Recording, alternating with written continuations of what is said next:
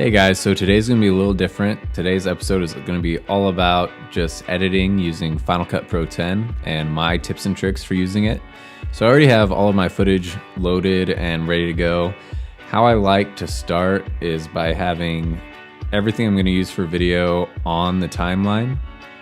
And right now what I'm doing is I'm syncing up the audio and the clips because there are two cameras used for it.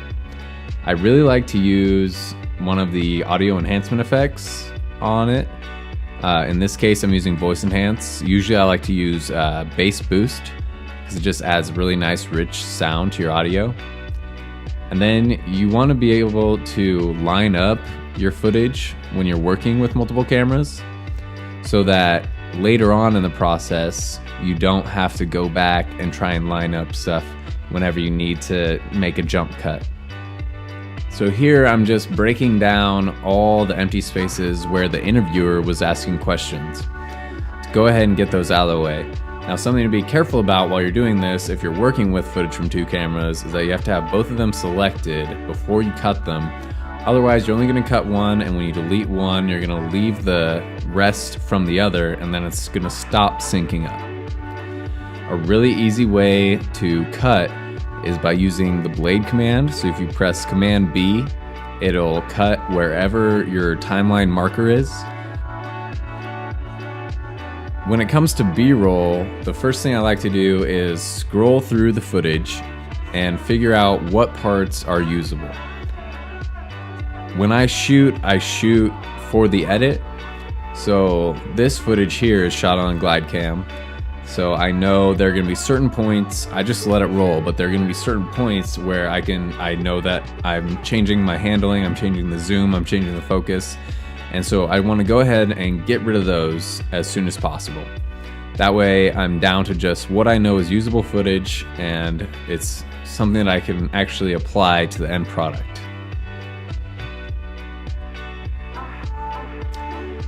So once you have all of those cut down, an effect that I like to use, especially for videos like these where you're trying to make something inspirational, is slow motion as well as stabilization.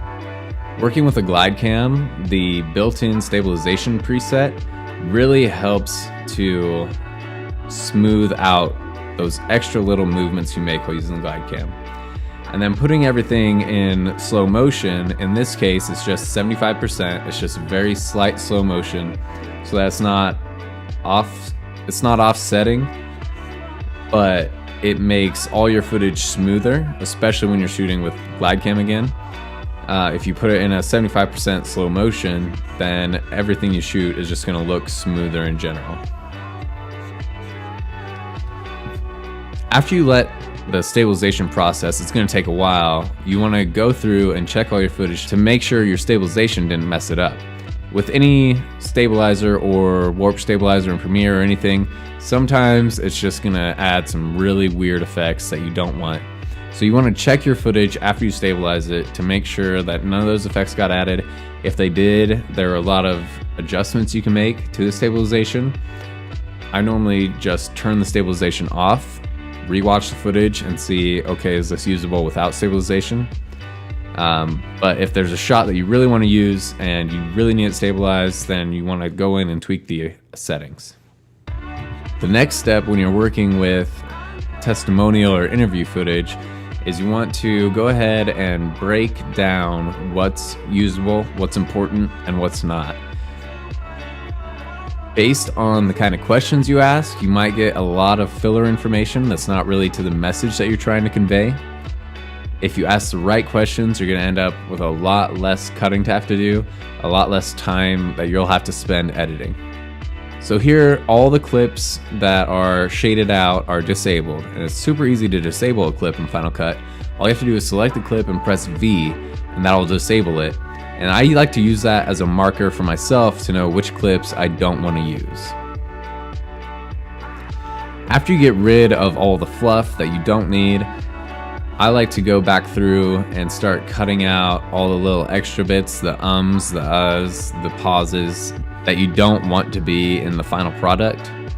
So you can go ahead and get those out of the way so that once you start piecing the bits together, you get a realistic idea of what you're going to be working with in the end product.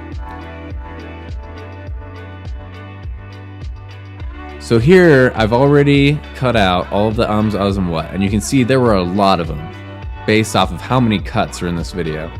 It went from, let's say, 7 usable clips now to like 20.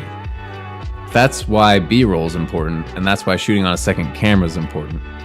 Not only does it give you another angle, gives you better production quality, but it also is really useful for cutting between all of these cuts that you have to use so that people don't see it jump from them ending a sentence to cutting out the to them starting a new sentence. When it comes to using B-roll, I like to place it in based off of the music normally. In this case, the music is going to be so quiet in the background because the person speaking is so important that I'm going to base the B-roll off of the person speaking. So in all these cuts, what you're seeing is that I'm trying to sync up the action with certain moments in their speech. So if a sentence ends, that's a point where you want a new clip to begin. And you don't want just B-roll for the full video in most cases. So I like to split it in a pattern if I can, alternating between the different camera angles. So in this case, there's 2 camera angles, so you want to alternate between those 2. You also want to alternate between your B-roll. You want it all to make sense in a flow of story. So in this story, at the very beginning, she's talking about her son. And so we bring the son in the beginning in the B-roll. She talks about how her family affected her school career, and so we want to keep her son in during that because that is her family. Then from that, she starts to talk about the program that this video is for, which uses mentorship for helping with grad schools, and that's when we bring in the B-roll of her mentor who she was meeting up with in that footage.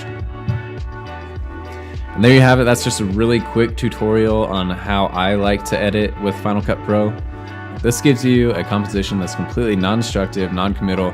You can move things around super easily. And yeah, I really hope this helps someone out. There are a lot of ways to use Final Cut. This definitely isn't probably the professional way to use it, but it's what works best for me, and I hope it works for you.